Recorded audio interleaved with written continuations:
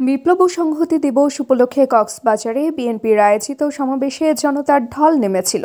শহরের অলিগলি থেকে প্রধান সড়ক পর্যন্ত ছিল মানুষের ভিড়। রাজপথ পরিণত হয় জনতার প্লাবনে। জেলা বিএনপির সভাপতি আলহাজ শাহজাহান চৌধুরীর সভাপতিত্বে প্রধান অতিথি ছিলেন জননেতা আলহাজ লুৎফর রহমান কাজল। বিকাল 4টায় জেলা কার্যালয় থেকে বিশাল মিছিল শুরু হয়ে টেকপাড়া বাজারে শান্তিপূর্ণভাবে শেষ হয়। মিছিল চলাকালে দুই পাশে দাঁড়ানো মানুষ হাত নেড়ে শুভেচ্ছা জানায় কাজলকে।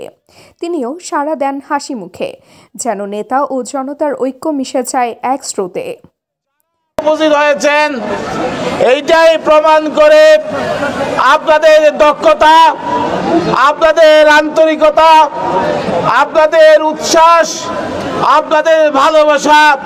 ধানের শীষ বেগম খালেদা জিয়ার মার্কা, তারেক রহমানের মার্কা।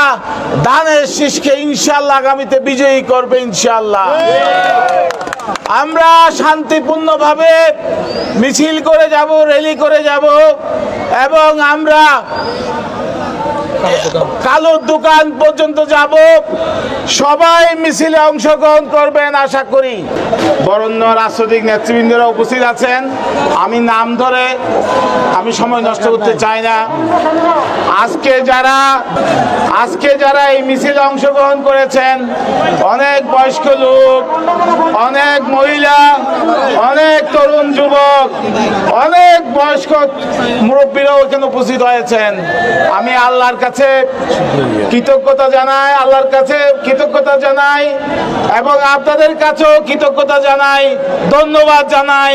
আপনারা অনেক পরিশ্রম করে মাইলকে মাইল হেঁটে এই মিছিলে অংশগ্রহণ করেছেন। ভাইয়েরা আমার, এই মিছিলটা হচ্ছে 7ই নভেম্বর বিপ্লব ও সংহতি দিবস উপলক্ষে। আপনারা জানেন 24 সালের 5ই আগস্ট একটা নতুন বাংলাদেশ হয়েছিল।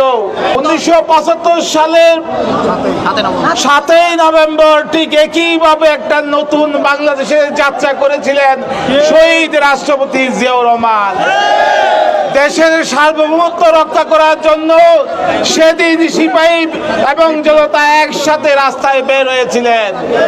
পরবর্তী ইতিহাস আপনারা জানেন, জিয়াউর রহমান একটা বহুদলীয় গণতন্ত্র, মুক্তবাজার অর্থনীতি, ইসলামী মূল্যবোধ এবং এইরকম একটা মডার্ন আধুনিক রাষ্ট্র করতে চেয়েছিলেন এবং তিনি ষড়যন্ত্রকারীদের হাতে নিহত হয়েছেন। তার সেই নির্দেশিত পথ অনুযায়ী আজকে আমরা জাতীয়তাবাদী দল একটা উদার গণতান্ত্রিক রাষ্ট্র ব্যবস্থা গঠন করতে চাই এবং আমাদের সকল জাতি আপনাদের দিকে তাকিয়ে আছে। আপনাদের সকলকে ঐক্যবদ্ধ হতে হবে, সবাই একসাথে কাজ করতে হবে। কারণ যদি বিএনপি হেরে যায় তাহলে বাংলাদেশ হেরে যাবে। বিএনপি যদি হেরে যায় ষড়যন্ত্রকারীরা জিতে যাবে। যারা বাংলাদেশ নিয়ে বারবার ষড়যন্ত্র করেছে, যারা ভোট চায় না, তারাই পিআর পদ্ধতি চায়।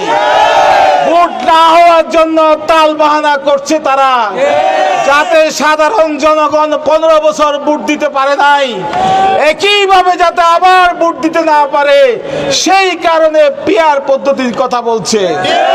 ভাইয়েরা আমার, কথা বেশি বলবো না। আমি দুঃখ প্রকাশ করছি, এই যে রাস্তাঘাট বন্ধ হয়ে গেছে, হাজার হাজার লোক এখানে সমবেত হয়েছে, এই যে রাস্তাঘাট বন্ধ হয়ে গেছে চলাচল। তাবাসসুম হকানিকা, দৈনিক আজকের বাংলা। দৈনিক আজকের বাংলা .net